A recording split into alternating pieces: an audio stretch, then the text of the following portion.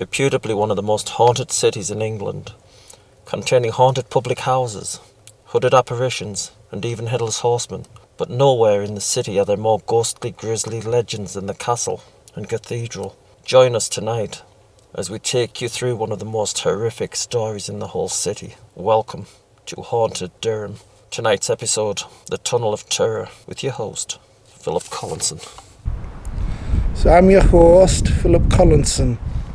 So folks, this is Durham Cathedral, and I'm pretty sure I can feel an aura around this place. See where I can find. I've got my friend Paul with us. Hello there.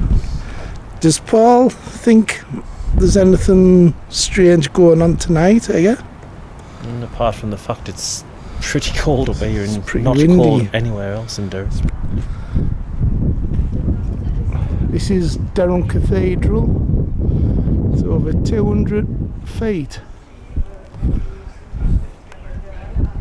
I thought I'd wait until about 12 before I started filming. Durham Cathedral stands in the centre of Durham City. Like the castle, it looms ominously over the entire city. It was built between 1093 and 1133. It stands at a dazzling 200 plus feet tall. The view from the top of the towers is quite awe-inspiring. There are many legends about the place. Ghostly monks, a lady dressed in black, and even a haunted organ said to herald the death of anyone unlucky enough to hear it. However, there's one legend of the cathedral that stands out above the rest, one more terrifying and macabre than any other, the legend of the Tunnel of Terror.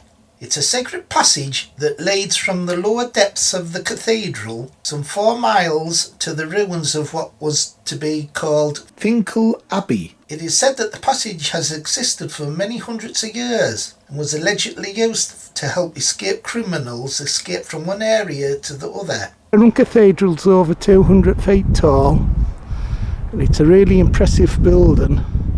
It features prominently in the first 2 stories. Yes, there's a underground tunnel that we'll be talking about later in this episode. And also has a fair share of other spooks. Let's get a bit closer, shall we? I'm walking towards the cathedral now, and I'm with my friend Paul, who helped write this episode. As you can see, there's the moon. There's definitely an atmosphere. It actually reminds me of the haunting of Hill House.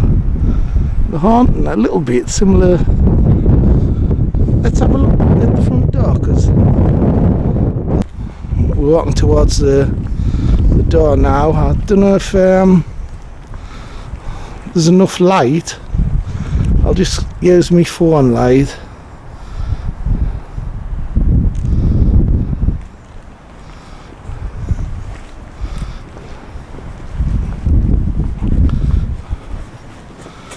And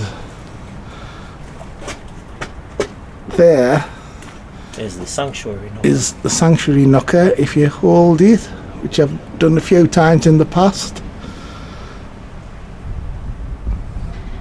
If Philip moves slightly to the right, he'll get the... It's quite eerie, isn't it? Get the nod. There's the notice. The sanctuary knocker.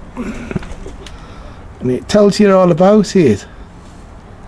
But what we're really here for is about the tunnel underneath the cathedral.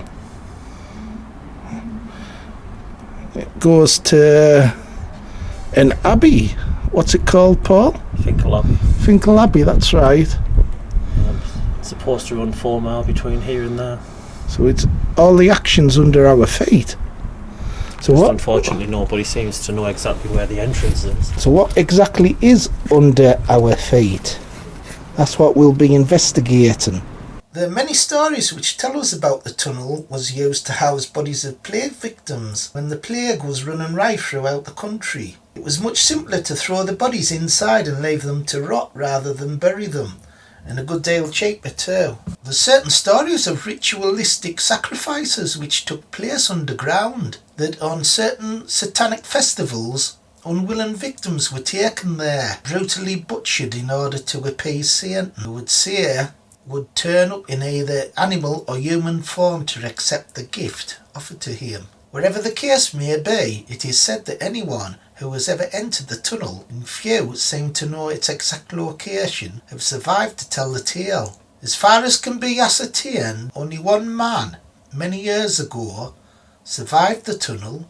By the time he reached the other end, his hair had turned completely white and he had gone crazy, babbling about demonic presence and also giant spiders roaming the tunnels. He was locked away and never seen again. It's already 12 o'clock, so I thought I'd wait till midnight before I came here. And it's very... There is, like... I wouldn't say I've seen anything, but there's definitely a kind of aura around the building. I don't know if it's because it's a cathedral and all cathedrals have this kind of aura, or if it's something else. As you can hear, the wind's getting up. Yeah, it's strange because the rest of Durham is quite warm. It is, it's just round here that there's a terrible cold wind. And like a sense of being watched. So, anyway, let's have a look around. The legend may be true or not. If it is, then no one seems to be talking about it. Or is it just a story passed down through the ages? You decide. Until next week, good night and pleasant dreams.